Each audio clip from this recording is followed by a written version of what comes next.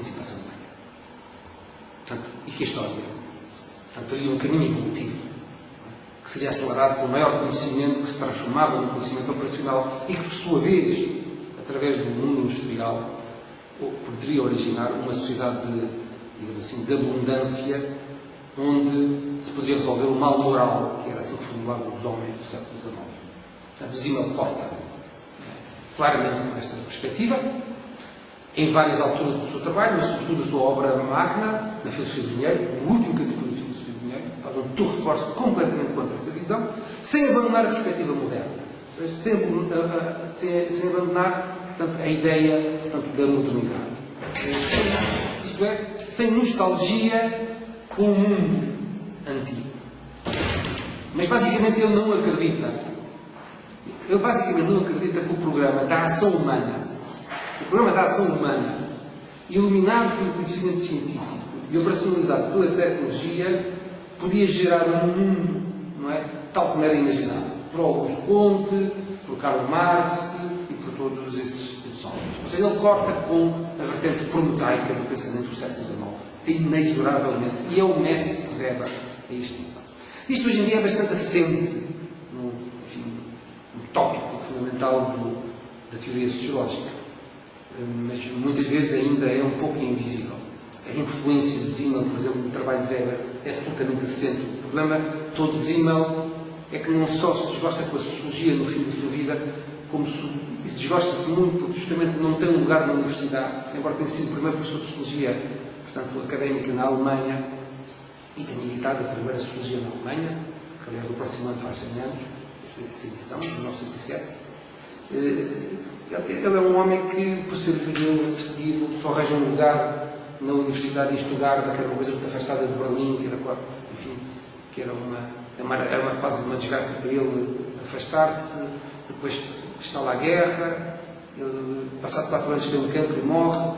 Então é um homem ostracizado no meio académico por variadíssimas razões. E a influência de Simmel e Weber, assumida pelo próprio Weber, não é? E calcionada por imensos estudiosos, é muitas vezes, digamos assim, negligenciada. Mas justamente onde o Weber assinala as contradições dos paradoxos da modernidade, da racionalidade, é? São as fontes simmelianas que aí estão sempre presentes. Portanto,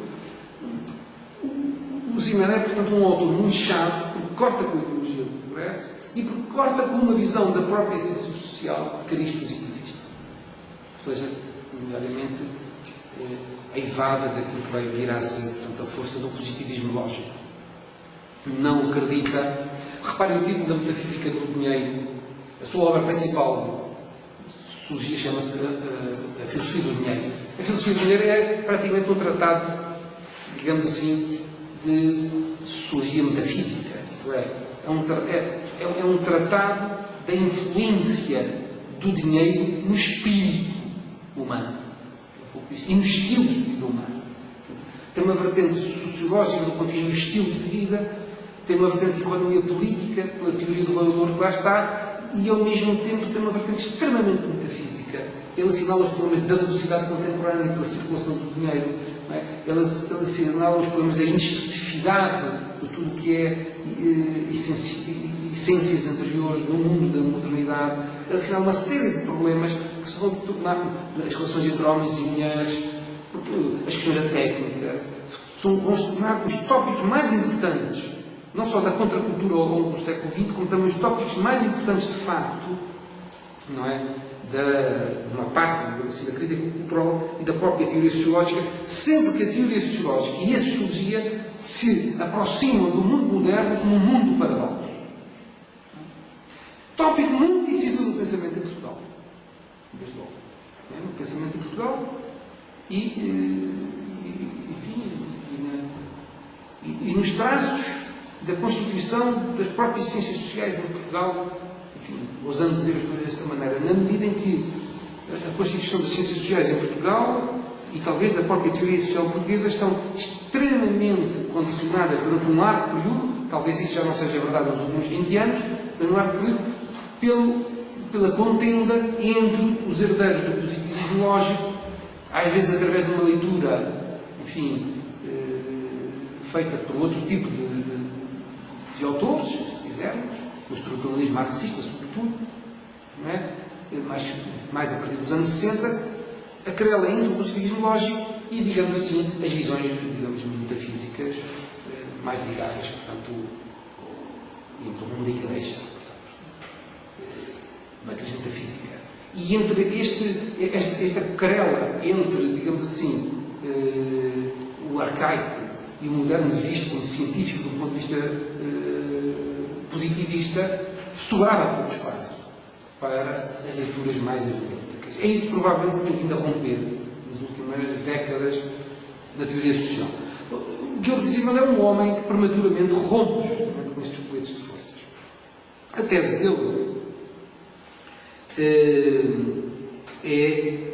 e que eu acho que é fundamental para percebermos também o problema da comunicação, é que a condição humana no mundo moderno se encontra crescentemente sob o sentimento da perda da autonomia individual, da ação voluntária e da experiência com o próximo, enquanto criadoras de possibilidades normativas, de processos sociais e de instituições.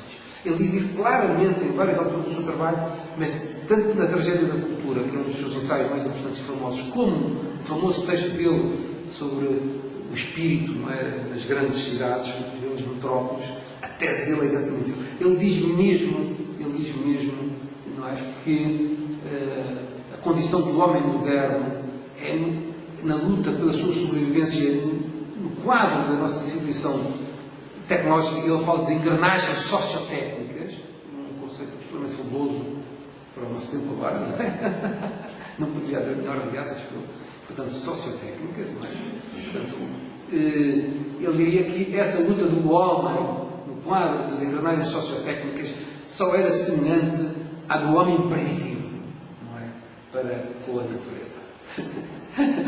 As pessoas não se espantam de ler esse pedaço do início desse seu ensaio, que aliás tem um impacto tremendo para a escola de Chicago, não é? E em toda a formação da sociologia americana. É absolutamente extraordinário, uma visão. Ora bem, a minha hipótese, a partir desta hipótese, é que o estudo da comunicação ganha muito em ser estudada a partir da reflexão elaborada por teóricos que não descuidam o escopo da tecnologia para pensar as sociedades contemporâneas. Esta é a minha hipótese. Quer dizer o seguinte, se queremos pensar os média, não é? Se queremos pensar a comunicação também, ou mesmo a informação, começamos a pensar a técnica. E tenho uma outra hipótese agregada a esta, que é os alicerces de uma reflexão sobre a técnica, ou sobre a tecnologia, como quisermos, não começando agora a discutir os conceitos de técnica e tecnologia.